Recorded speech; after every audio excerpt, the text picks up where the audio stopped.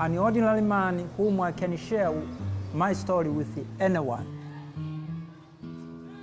I remember when I was born, my mother was asked by the community members to poison me.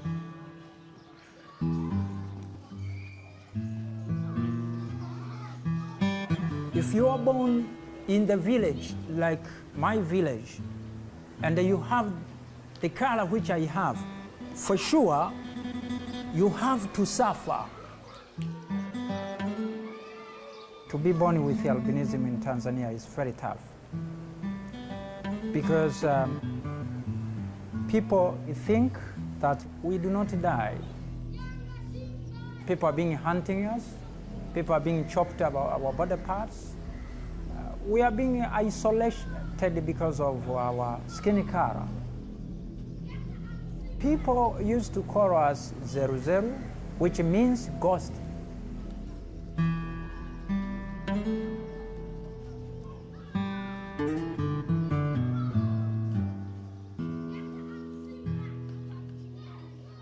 Say meridians. Meridians. Meridians. Meridians. Why do we call them meridians? Sometimes I'm scared, still very scared. Kabula is paralyzed with anxiety every time she has to leave her school campus, as it instantly takes her back to an event that happened 3 years ago.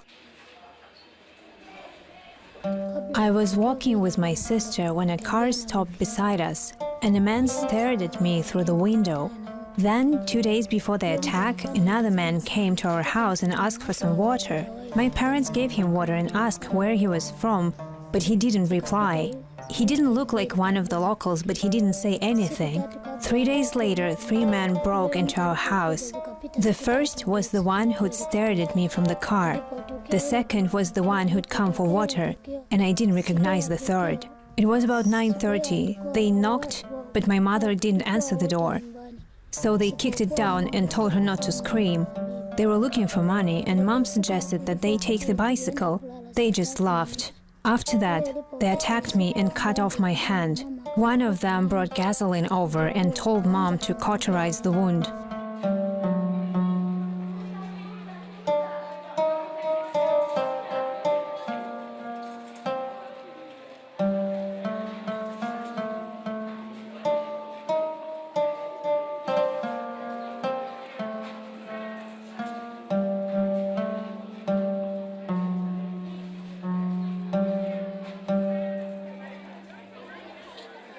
Kabula's attack may actually have ensured her a better future than most albino Africans. After that act of violence, Kabula's parents sent her to a special camp for albino children, where international aid organizations helped her to move on to a prestigious school by Tanzanian standards. Her time there ends next year. Josephat Tona and his colleagues are on a long country drive from Tanzania's largest city, Dar es Salaam, to Lake Victoria, a region where there are many albino communities. Tona was born there himself. It is a tough journey because I needed to travel and you know, it's you know, because of the situation. Because of the situation, traveling sometimes is very risky. They meet their first albino in search of help before even leaving the city. In the suburbs, they meet a teenager who's begging for money from passing drivers stuck in Dar es Salaam's never-ending traffic jams. Why are you here? Don't you know how bad it is for you to stand out in the sun for such a long time? I know, but I'm alone and need money to live. Many people with albinism are poor, and they are being discriminated from the society. And sometimes you can see even this guy whom he was begging.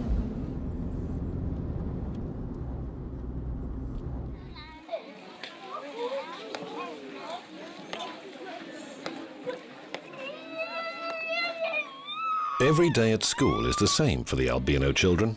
They wake up early, eat breakfast, go for lessons and have lunch and dinner. One of the 3 campus guards will be sure to lock the gates at 6 every evening. There are 100 students in this boarding school, all with similar backgrounds. They were all born in what's come to be known as the Lake Zone, a rural area in northern Tanzania, close to the majestic Lake Victoria. all were born with albinism, a condition characterized by the total absence of the skin pigment melanin. That's why these people have such pale skin and tend to have poor vision. It's really astonishing for me. People around here generally don't talk about it very much. But I can't stop wondering. I keep asking, why does it happen? I mean, most of the parents who send their children here don't usually come back again, ever. Not even to visit or check that everything is fine with their kids. There's an old superstition here about having an albino child living in your house. They think it's a curse, that it's bad luck. To be honest, there are a lot of people who believe that sending their child to our school will lift this curse.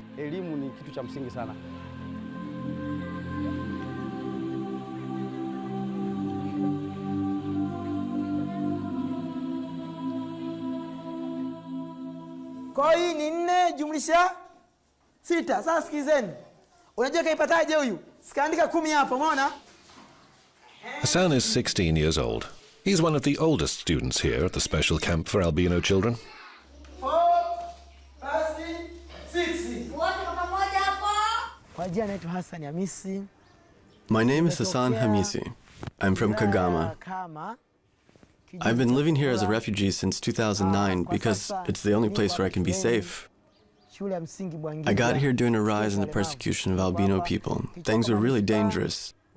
My parents found out about this center from the media, and they decided to send me to this camp.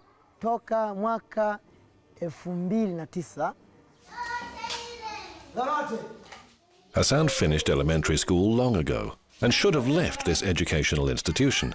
But somehow the teenager persuaded the authorities to allow him to stay. And now he works every day as an assistant to a primary school teacher. Hassan, who was orphaned last year, has no illusions about what he could expect beyond the protected boundary of the camp. When my parents saw that their baby was an albino, they were completely shocked. They asked the doctors what was wrong with me. They just wanted to figure it out. One of the doctors in the hospital explained that this is a normal condition, actually. My mother loved me a lot, but when I went to school, I caused a lot of trouble and a lot of problems for her. My classmates were really frightened of me. They were too scared even to touch me. They said that if they touched me, I would just start bleeding, or maybe even just disappear completely.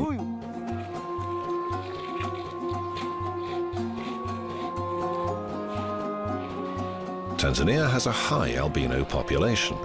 Only around 1 in 20,000 babies is usually born with this rare pigment deficiency. But in East Africa, it's 8 times higher. The number of people born with melanin abnormality is estimated at 150 to 200,000. In the more remote regions of Tanzania, a white-skinned child represents a stigma on the whole family. And on top of that, low education levels still mean that superstitious villagers associate albino people with an almost medieval variety of irrational fears.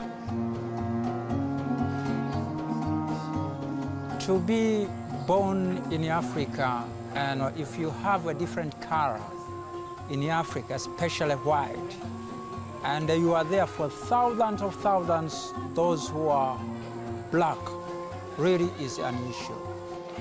Many people didn't understand well about albinism.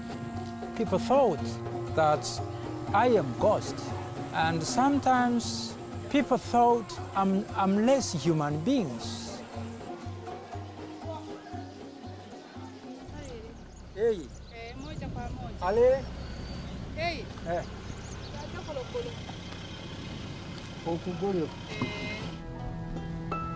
The start of the 21st century saw a widespread breakout in albino hunting. According to official information, dozens of white-skinned victims were reported killed every year. But the real number is likely to be much higher, considering that many of the attacks were never reported to or recorded by the police. The victimization always followed the same pattern.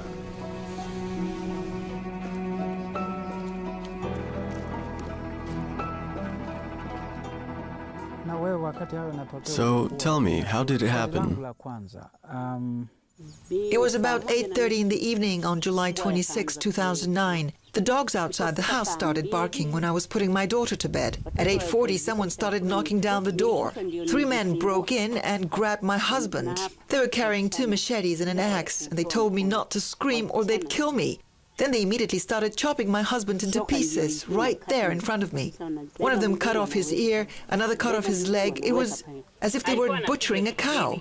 One of the kids started screaming, and a man yelled, "Shut your child up or we'll kill you all." The neighbors heard everything, but no one came to help. Everybody was just too scared. After witnessing her husband's gruesome death, Maria had to raise 5 children on her own. She left her house and settled for a mud hut. A year ago, the police called her. A criminal investigation had found the men suspected of her husband's murder.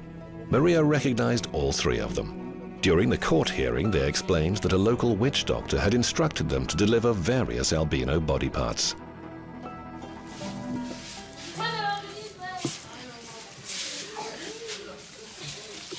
This is my bed. This is my bed. I sleep in here.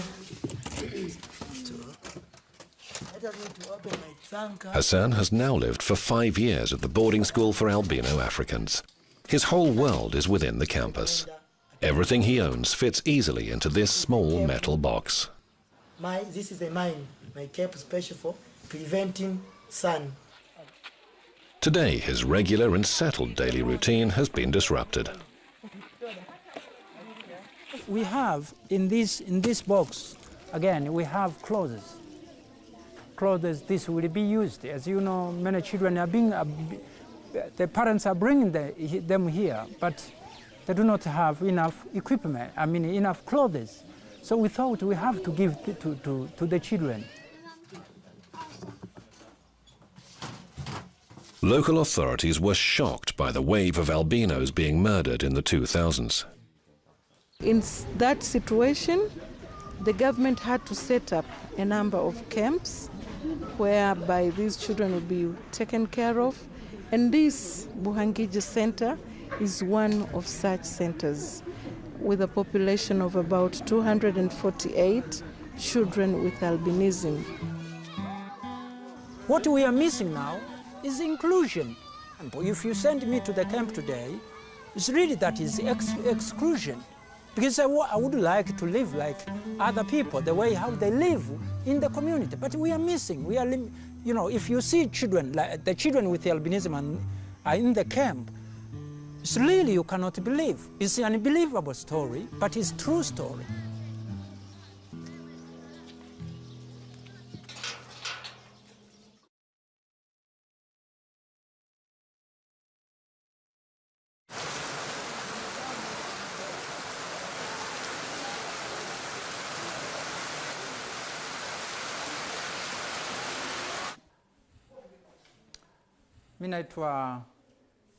My name is Josephat Torner.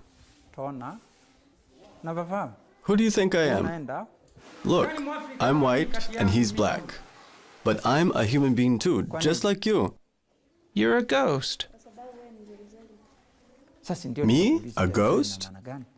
Yeah, you're a ghost. Touch my hand. Does that feel like the hand of a ghost? Josephat is visibly upset. He had hoped that in his home village people would be more tolerant and better informed. But he soon learns that the attitudes of modern school children towards albino children have barely changed from the superstitious stereotyping Josephat had to endure as a child. This is the school where actually I grown up, and I started here from standard 1 up to standard 7. When I was here, I was alone. Many children actually didn't know what is the albinism. So sometimes I wanted to play with them, but really they ran away because they were taught that, albinism is a curse.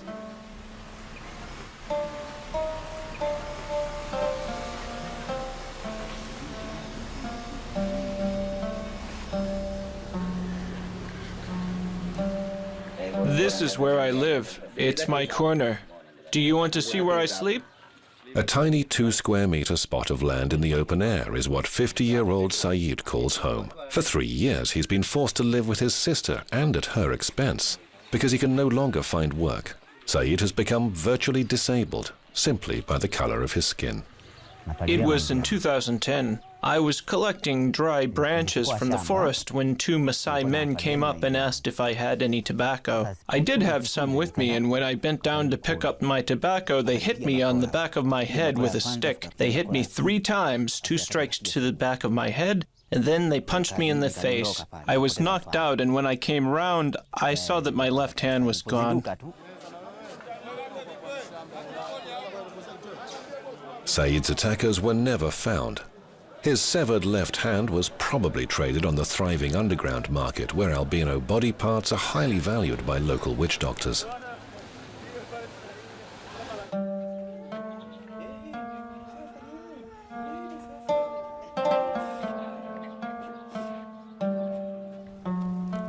People were emphasized that if you get a body part of an albino, you'll become rich.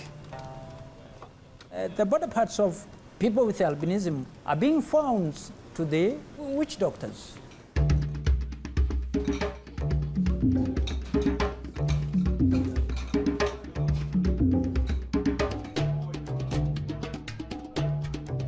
In Tanzania, witch doctors or traditional healers are endowed with enormous power and authority. People will turn to them for all kinds of everyday advice. No one will ever know which healer first suggested that making a potion with an albino's bones could cure any disease, make someone rich, or ensure good fortune. But the barbaric practice spread rapidly throughout the lake zone in the 21st century.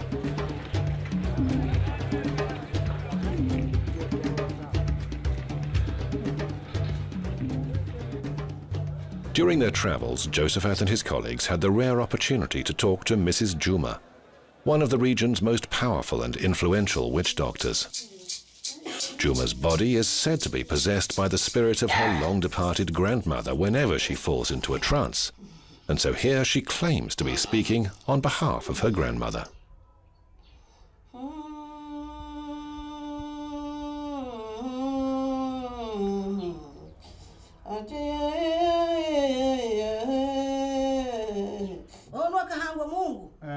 These witch doctors are liars. Of course I know that there are a few of them who do indeed say, bring me an albino's hand or an albino's ear and I'll make you rich. But this is not magic. This is just fraud.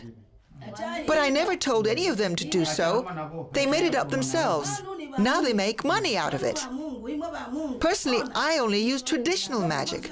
And for our craft, we never use methods like that.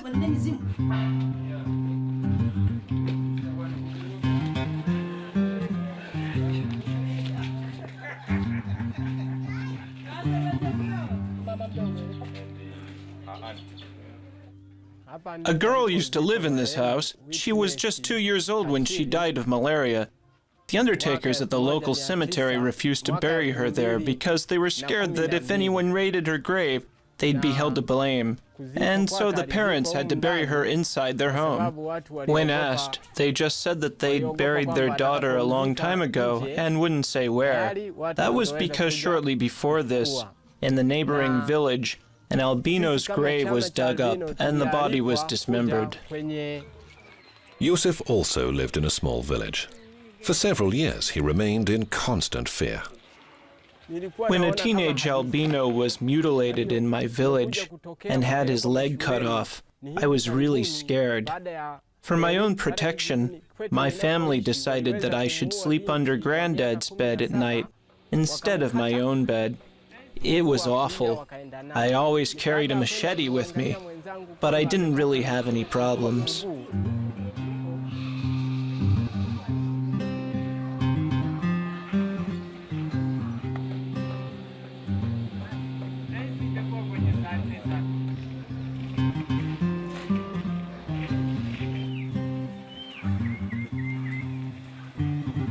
Farmer John is, by local standards, an independent and wealthy man. He has a big house, a substantial family, and a large herd of cattle. John is used to being self-reliant, and when he heard rumors that the locals were hunting albinos, he was ready to protect his own white-skinned children. Look, I was prepared to defend my children with the help of this. In 2007, when Lucas was still little, a strange man visited the neighbors and asked about a white child and where he was living, but they didn't tell him anything. He went away and never came back, but I was so terrified, so worried, that I used to keep my spear and machete at my side at all times. In addition to the headhunters and witch doctors, albinos also face another eternal enemy, the sun. Because of the lack of pigmentation, their skin has no protection from harmful ultraviolet light. Statistically, 85% of albinos will die before reaching the age of 40. Most will fall victim to skin cancer.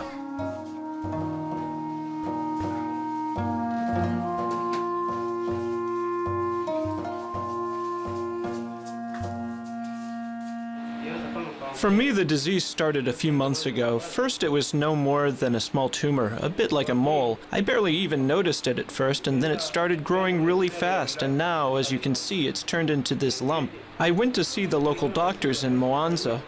They only said it was some kind of inflammation. It was only a few months after that that they finally told me that I needed to come here, but I didn't have any money to pay for travel.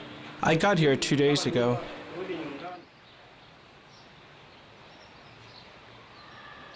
This hospital in Dar es Salaam is the only clinic in the whole country able to use modern methods to treat skin cancer, radio and chemotherapy.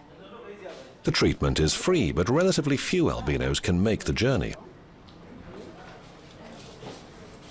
Now we see an increase in the number of cases of cancer in the albinos. They come with an advanced cancer. Like you can see this patient, he had spent almost 6 months going back and forth. That's why the cancer advanced, whereby the treatment for cure is very challenging.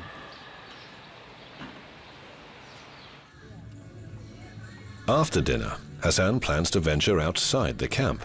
He has a little money after some generous visitors have been to see him. He wants to spend it at the local market. His shopping list includes a new keyring, sandals and a Manchester United t-shirt, his favorite football team.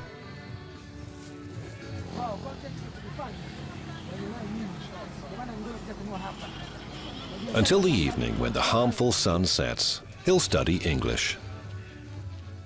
This is a summary, geography. Geography is a study of money and the surrounding our environment. Hassan hopes that knowledge will be useful because, sooner or later, he knows he'll have to leave the camp. As he drifts off to sleep, his dreams are just the same as many other African children. One day, Hassan wants to be rich. I can't imagine what my future will be like when I leave the camp, but I would very much like to become a businessman. I need some startup money for this, but I'm an orphan, and unfortunately I'm not on very good terms with my other relatives. They're ashamed of me because of the color of my skin. I have nowhere to go. I thought of becoming a musician, but that's not likely to work out. Kabula will finish school in a year and has to make an important life decision. Her dreams are not the same as Hassan's. She doesn't want riches. She dreams of justice. I want to be a lawyer and help other people like me, other albinos, to protect them. The 3 men who attacked Kabula and severed her arm were arrested. She saw them in court and now says she's forgiven them. I was sitting directly opposite them and they didn't say a thing. I also kept my silence. I know that they only did what they did to escape poverty. All they wanted was some money. I looked at them and I felt sorry for them.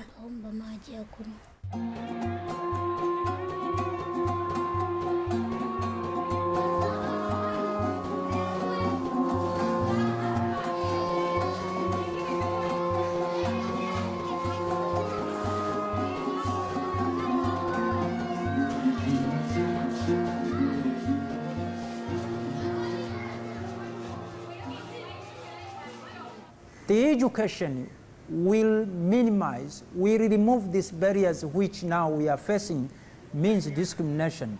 if the community will agree to support people with albinism in the education field. But if not education, for sure, this group is still behind of the world. Josephat has returned to Dar es Salaam after his long trip through the lake zone. He plans to go back to the north again after a while. He sees educating people and giving lectures as his mission in life, and never tires of repeating the same facts over and again. Okay. Asante.